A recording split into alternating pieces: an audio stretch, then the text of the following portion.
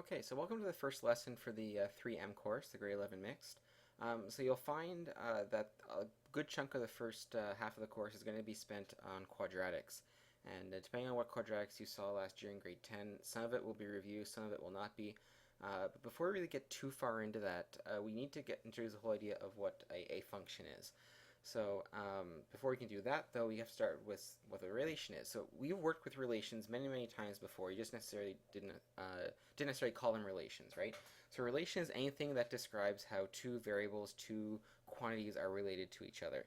So you've seen lots of them. So in grade 9, you spent a lot of time working with lines. So y equals 3x plus 5, that equation would be an example of a linear relation. In grade 10, you worked with quadratics. This particular one is a quadratic in factored form. And again, that's just a relation, just happens to be a quadratic relation. And if you were in the academic course in grade 10, you saw equations like this one right here. And if you put this equation on a grid, it would give a picture of a circle. And a circle is, again, just a relation. So we have two variables, x and y, so it just shows what happens to one variable as you change another one. Okay, so a lot of the times when you're looking at relations, it's going to be in equation form, but there's lots of different ways to describe it. You can use words to talk about it. You can use a table of values. You can just list a bunch of points or ordered pairs. You can use mapping diagrams. If you've never seen a mapping diagram, that's okay. I'll show you one later in this lesson. Or you can use graphs. And there's lots of different ways to represent relations that you've seen over the years. You shouldn't necessarily call them relations as you are doing them. Okay. Now, in general, the way relations work, because they're describing how two different variables are related to each other, they take a specific input. So the input is usually the independent variable, which more often than not is the x value, and it produces an output that goes with it. Okay, so a general idea is you have some sort of independent variable which we'll call x. We put that into a relation, so pretend like this is some sort of computer. This is your relation.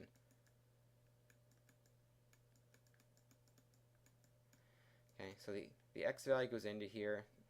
The relation, looks at it, spits out a y value. Okay, so it creates a y value for a given x, a dependent variable for a given independent variable. So I know this sounds a little bit wordy and confusing, but really this is all things you've done before. So looking at the first equation, y equals 3x plus 5, an input of -6, so an x value of -6. If you put that into the equation, or the relation, what you wind up with is y equals 3 times -6 plus 5. Okay, and then we just do some math to figure out what the output's going to be. So 3 times -6 gives you -18, which gives you -13. Okay, so all this is saying is that when x is -6, y is equal to -13. So an input, an x of -6, gives you an output or a y value of -13. Okay, so that's basically what a relation is. Okay, what we want to look at, though, is a specific kind of relation called a function. So a function is a special kind of relation that has a unique output or a unique y value for each input or x value. So what this means is each independent variable only corresponds to one value of the dependent variable. So I'm going to show you what it means, because again, these definitions tend to be very wordy. Sometimes it just helps to see it into the picture. So here, for example, I got two examples of relations. So we have y equals 4x plus 6. Okay, and I can put that in a graph. And essentially what I see here is that no matter what x value I pick, so let's just say I pick an x value of 4. Well, when x is 4 on the line, I have a y value up here, but there's only one y value. If I take another x value, let's say I take -8, it only gives me one y value on the line over here. And that will be the case for any x value I pick. Whatever x value I take that's on this line, there's only going to be one point on the line, one y value. So each x value only produces one y value. Okay, and in that particular case, what we have is a function. Okay, so this relation, this linear relation, y equals 4x plus 6, is also called a function. Okay, but if you want to take a look at the second one, this circle here, okay, once this graphs, you'll see that we don't get the same thing happening here. I'm just going to zoom out a bit here. Let that circle fill in. So what you're going to see here is that, for some reason the circle's not filling in here. Let's just do that for it. Oh, there it goes. So let's just say I take an x value of -4. Well, if I look on the graph here, there's actually two spots where the graph exists. So when x equals -4, I have a point here, and I have a point here. Okay, and that happens more than once. It happens at, when x equals 1, I have a y value here and y value here. So what's happening here is that there are x values that produce two different y values on the graph. As long as that happens even once somewhere on the relation, it's not a function.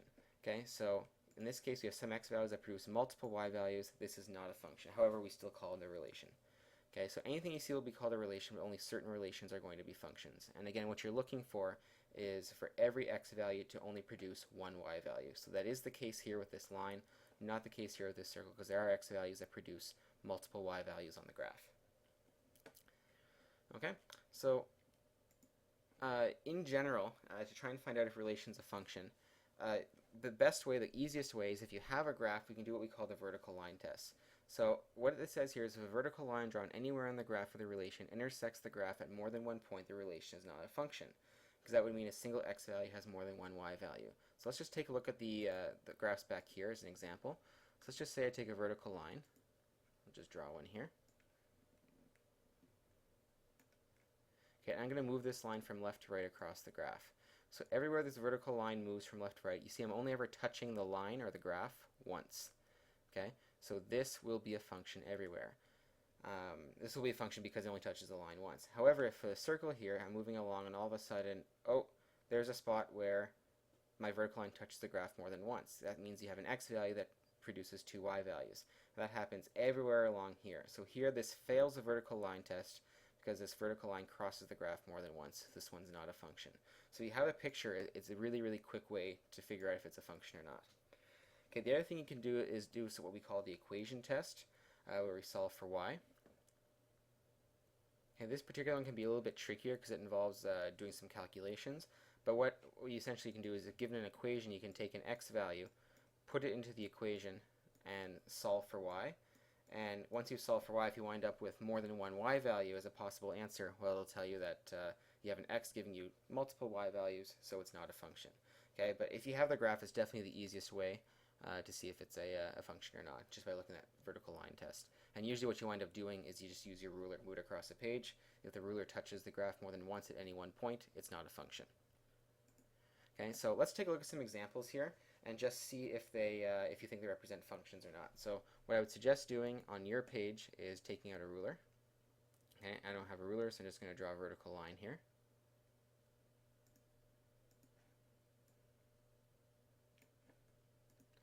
So I'll do the first one with you. So moving left to right with this vertical line. Oh, there's a spot where I touch the graph more than once. So this is not a function.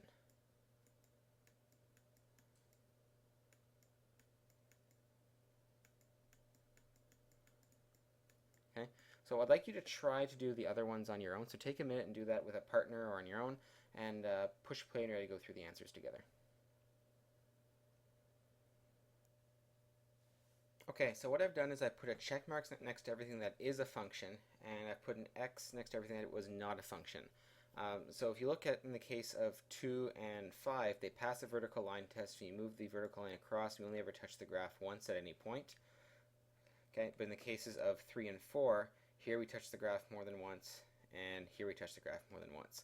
So these are not functions. Now number 6 I've put as not a function.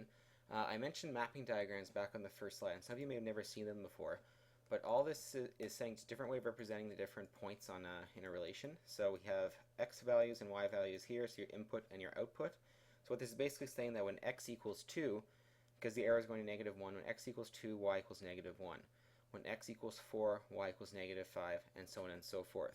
The reason this one is not a function is that when x equals 6, we have two different y values. When x equals 6, y is -3, and y is +3. So because of this one is not a function, because you have an x value that leads to multiple y values. Okay? So here's a couple more examples that I'd like you to try. So we've got 7 and 8 over here. Okay, so again, do a quick examination and figure out if you can, you'll see if you can find out their functions or not. Okay, for the first one here, number 7, this is a function because every x value you have is actually different. So, and it only maps to one y values. -2 goes to 7, 3 goes to -10, 5 goes to 6, 9 goes to 7. So you don't have any x value that's going to two different y values. In 8, however, this one is not a function, because if you look, when x equals 2, y is -3, but down here when x equals 2, y is also equal to -6. So again, you have an x value of 2 going to two different y values, so this one is not a function. Okay, let's take a look at a few others. So here we have y equals -2x squared plus 3x minus 1. So you may remember, even if you can't necessarily do an accurate graph of this one, you should recognize this as being quadratic, so it has the shape of a parabola.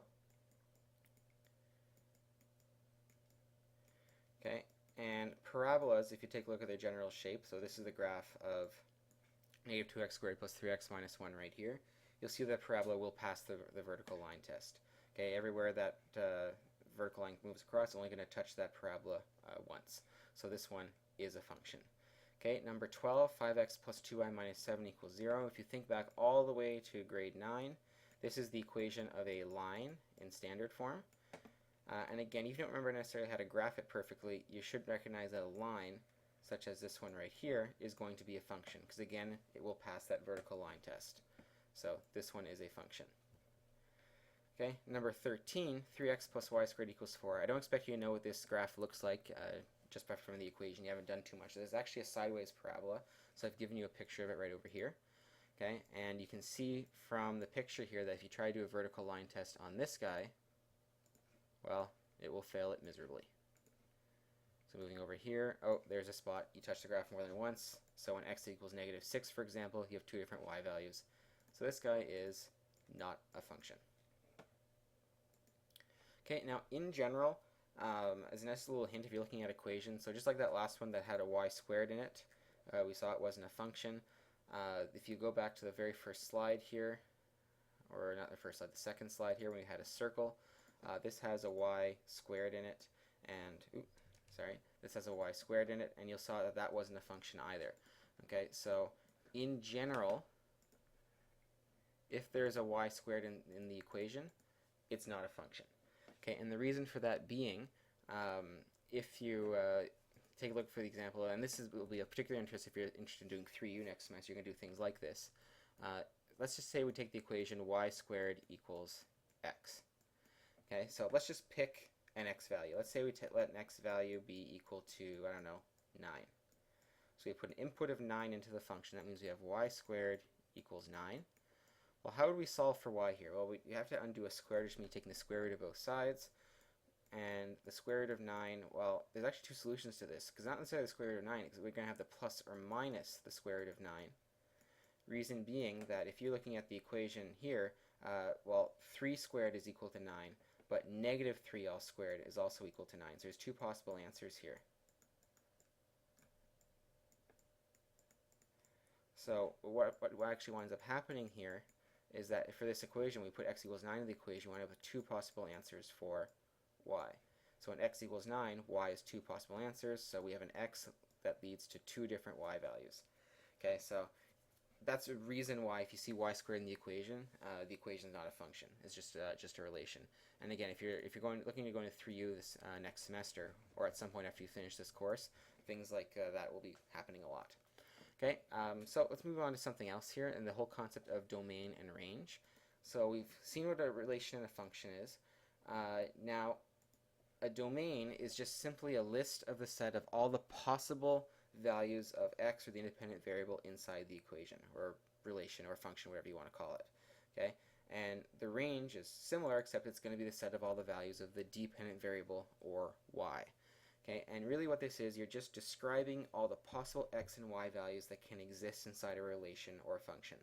Okay, and sometimes it's a lot easier from looking at a graph, but this is what the main definitions are. Okay, some other definitions that might be helpful, according to Dr. Math Online, he calls the domain of the function the set of all the stuff you can plug into the function, while the range is all the stuff that you can get out of the function from what you plugged into it. Okay, so we'll look at some examples of how domain and range work and the notation surrounding it, but that's going to be in part 2 of the video, so we'll see you over there.